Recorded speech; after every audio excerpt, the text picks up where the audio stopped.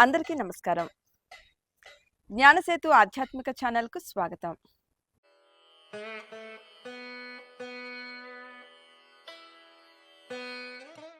ముందుగా జ్ఞానసేతు ఆధ్యాత్మిక ఛానల్ చూస్తున్న వారందరూ కూడా వీడియోని పూర్తిగా చివరి వరకు చూసి లైక్ చేసి షేర్ చేయండి, సబ్స్క్రైబ్ చేసుకోండి. పక్కనే ఉన్న బెల్ ఐకాన్ క్లిక్ చేయండి. వేదాలు, పురాణాలు, ఇతిహాసాలు, ఉపనిషత్తులు, శాస్త్రాలు ఇవన్నీ మనం నిత్యం పాటించే ధర్మాలను బోధిస్తుంటాయి. నిత్య జీవితంలో మనకు ఎదురయ్యే అనేక ధర్మాధర్మాలకు సంబంధించి అనేక సందేహాలు కలుగుతుంటాయి. అటువంటి ఎన్నో సందేహాలకు జ్ఞానసేతు ఆధ్యాత్మిక ఛానల్ ద్వారా సమాధానాలు తెలుసుకుందాం. గురువుగారు, ప్రపంచవ్యాప్తంగా ఎంతో మంది భక్తులు ఎదురు చూస్తున్న మహాకుంభమేళ ఈ జనవరి 13న ప్రారంభం కాబోతోంది కదా. సో అసలు మహాకుంభమేళ అంటే ఏమిటి, దాని విశిష్టతను గురించి పూర్తి వివరాలు మన భక్తులకి, ప్రేక్షకులకి తెలియచేయండి. మనకి ఒక్కొక్క సంవత్సరం ఒక్కొక్క నదీ పుష్కరాలు వస్తూ ఉంటాయి. కాబట్టి 12 నదులు 12 పుష్కరాలు, కాబట్టి 12 సంవత్సరాలకు ఒకసారి ఒక్కొక్క నదీ పుష్కరాలు మనకు వస్తూ ఉంటాయి.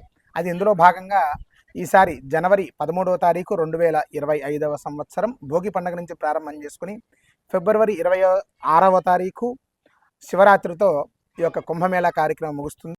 ఇక్కడ అష్టాదశ శక్తిపీఠాల్లో ఒకటైనటువంటి శక్తిపీఠం ఈ యొక్క ప్రయాగరాజులో మనకు అదృశ్య శక్తిపీఠంగా మనకి దర్శనమిస్తూ ఉంటుంది. సరే, ఇందులో భాగంగా అక్కడ గంగా, యమున, సరస్వతి ఈ యొక్క 3 నదులు కూడా ఈ యొక్క అలహాబాద్లో త్రివేణి సంగమంగా నది ప్రవహిస్తూ ఉంటుంది.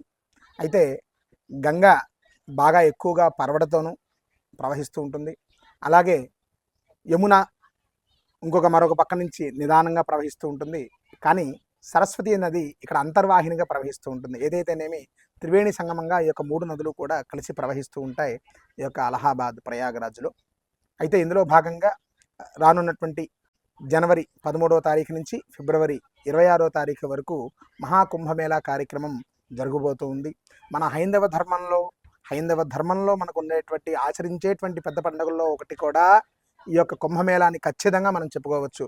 అంటే కేవలం ఇప్పుడు మనం ఎప్పుడూ జరుపుకునేటువంటి దీపావళి, దసరా, సంక్రాంతి అనేటువంటివి కాకుండా ఎప్పుడో 12 సంవత్సరాలకు వచ్చేటువంటి యొక్క మహాకుంభమేళా ఈ యొక్క కార్యక్రమంలో భక్తులందరూ కూడా ప్రతి ఒక్కరూ కూడా వెళ్ళి స్నానం ఆచరించి ఆ యొక్క సంకల్పం చెప్పుకొని స్నానం ఆచరించి యథాశక్తిగా మనం పితృదేవతలకు కూడా తర్పణాన్ని విడిచిపెట్టి వాళ్ళకి పిండ ప్రదానం చేసి మనం తోచినటువంటి దానం చేయడం వల్ల ఈ యొక్క కుంభమేళా స్నానం యొక్క పూర్తి ఫలితం మనకి మన జన్మకి ప్రాప్తిస్తుంది. తద్వారా మనకి కలిగేటటువంటి శుభ ఫలితం ఏమిటంటే సంతానం లేని వాళ్ళకి సంతానం కలుగుతుంది. అలాగే దైవారాధన నిత్యం చేసేటువంటి వాళ్ళకి ఎప్పుడెప్పుడు భగవంతుడి యొక్క అనుగ్రహం మన పట్ల కలుగుతుంది అని కష్టాలు అనుభవిస్తూ ఎవరైతే ఎదురు చూస్తూ ఉంటారో ఈ యొక్క కుంభమేళా స్నానం వాళ్ళకి చక్కటి ఉపశమనం అనేటువంటి విషయంగా మనం చెప్పుకోవచ్చు.